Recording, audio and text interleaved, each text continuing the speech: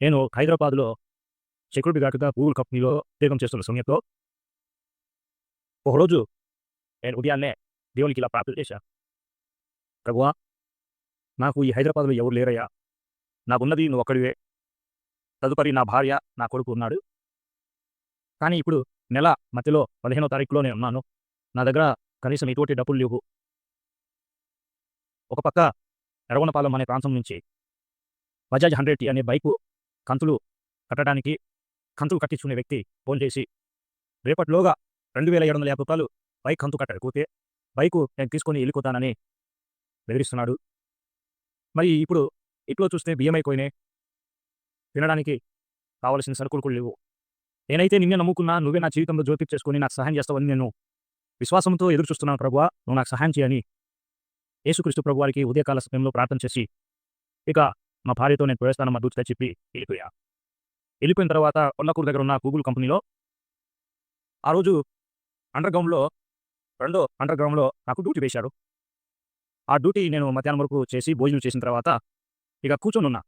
కూర్చొని రేపు మరి కంతు ఎలా కట్టాలి? ఇదిగో బియ్యం ఎక్కువైనాయి. నేను ఎలా మరి నా కుటుంబంలో ఉన్న అవసరతకి తీర్చుకునేది? ఎవరినైనా అడగాలన్నా ఎవరు ఇవ్వరు కదా ఇప్పుడు. అందులో నేను ఎవరినైనా డబ్బులు అడగడానికి మొహమాటంగా ఫీలవుతా. సరే అలా అని చెప్పేసుకొని ఇక ఏం చేయాలి అని చెప్పేసుకొని ఆలోచిస్తున్న సమయంలో పరిశుద్ధాత్మ దేవుడు నాలో నుండి ఒక ప్రేరేపణ ఇస్తున్నాడు. నీవు లేచి ఒక 10 అడుగులు దూరంలో వెళ్ళుము అంటున్నాడు. నాకు ఏం చేయని పరిస్థితిలో అర్థం కాని అయోమయంలో నేను ఆలోచనలో పడిపోయి ఉన్నా.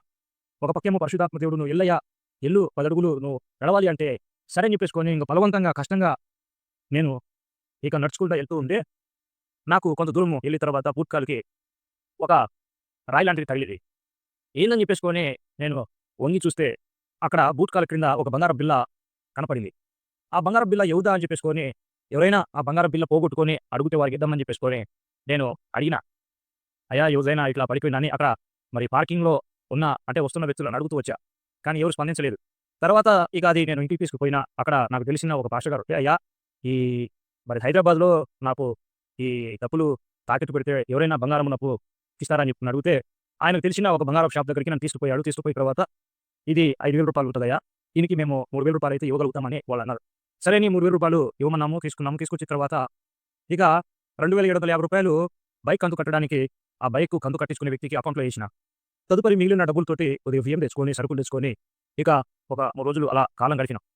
నిజంగా చెప్పాలంటే నా జీవితంలో యేసుక్రీస్తు ప్రభువారికి నేను చేసిన చిన్న ప్రార్థన వలన యేసుక్రీస్తు ప్రభువారు ఏ రకంగా నా జీవితంలో జోక్యం చేసుకొని నాకు మేలు చేశాడో, ఉపకారం చేశాడో, సహాయం చేశాడో మీరందరూ విని ఉన్నారని నేను నమ్ముతున్నా.